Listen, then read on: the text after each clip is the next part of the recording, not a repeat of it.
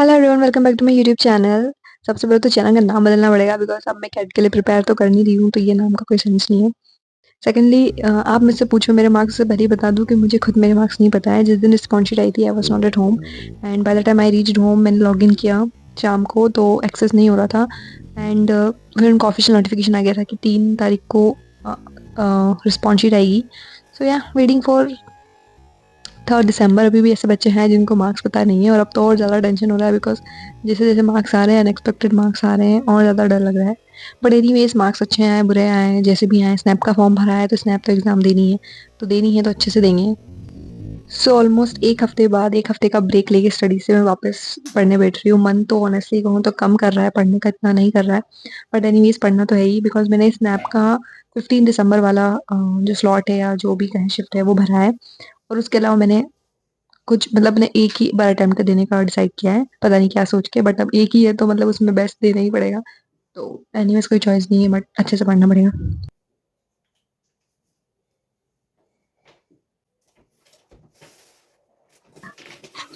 Also अगर आप cat 25 देने वाले हैं तो it is the best time to start your preparation. आपको सफिशिएंट टाइम मिलेगा, आप अच्छे से प्रैक्टिस कर पाओगे अगर आप अभी से अपनी प्रिपरेशन स्टार्ट कर लेते हैं। एंड आप सोच रहे हैं कि अभी हम कहाँ से पढ़ें, you're confuse, so don't worry, physics वाला एमबीए वाला लेकर आए हैं exclusive new batches, MBA core and MBA pro 2025।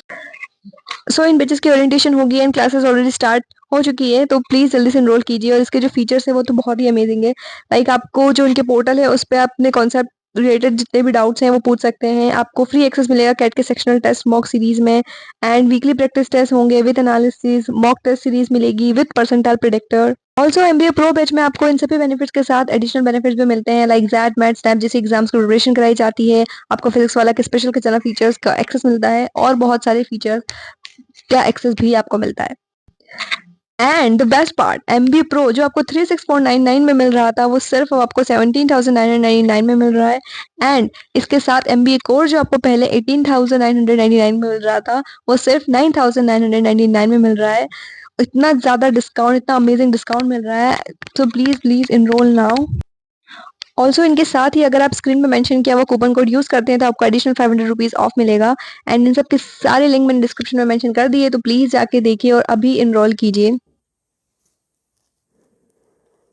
Also to our surprise, अगर आपको पता नहीं है कि सीमैट 25 जनवरी को हो रही है इस साल।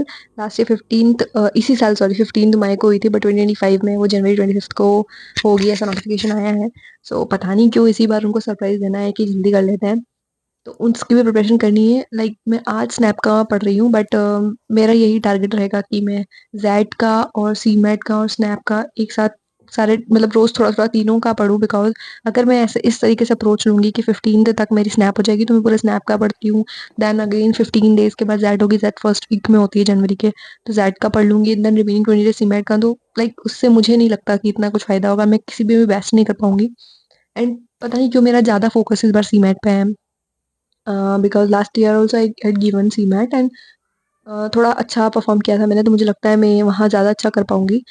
सो ये यही है, बट देनी सारी एग्जाम है, अच्छे से ही देनी है, बट मेरा ऐसा है कि सभी करूँ। लाइक मैंने इनिशियली जब मैं कैट की प्रिपरेशन करी थी इस साल 2024 में, तब मैंने सोचा था कि कैट के साथ साथ ही इन सब एग्जाम्स की प्रिपरेशन करती रहूंगी।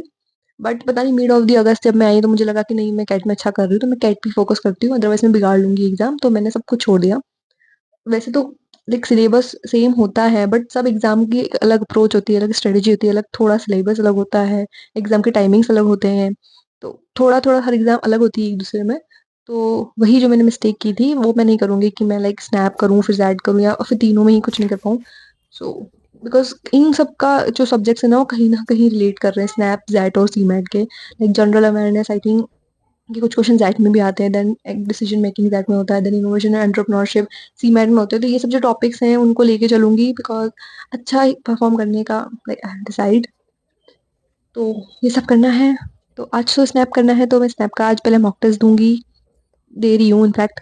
तो देखते हैं कि क्या है क्या नहीं है, सिलेबस समझते हैं क्या पैटर्न है। वैसे मैं लास्ट दिया दिया था स्नैप, बट एक मॉक टेस्ट देख के समझ पाऊंगी कि मुझे क्या क्या करना है स्नैप में अभी।